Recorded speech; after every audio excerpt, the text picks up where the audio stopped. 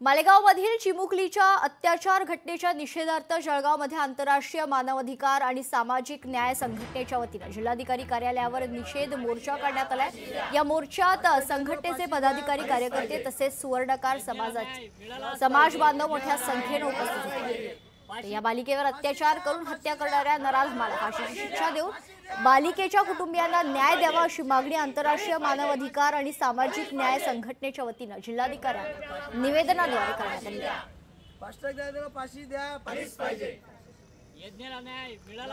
आज त्या परिवारावर आज जी घटना झाली त्या परिवारावर एवढं दुःखद याचं घटनेचं वातावरण झालंय ते उद्या उठून ना कोणावर आपल्यावर कोणावर नाही होऊ त्यासाठी आम्ही आज त्या विषयावर आज निवेदन द्यायला आलोय।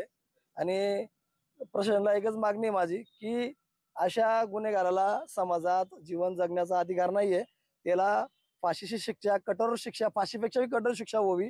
आता जे मालेगावला जी घटना झाली यज्ञ बाळाबद्दल आम्ही त्याच्यासाठी जिल्हाधिकाऱ्याला आलो होतो निवेदन देण्यासाठी, कारण हा व्यक्ती म्हणजे समाजामध्ये जगण्याच्या लायक नाहीये ज्याने हे वाईट कृत्य केलंय त्या लहान बाळाबद्दल।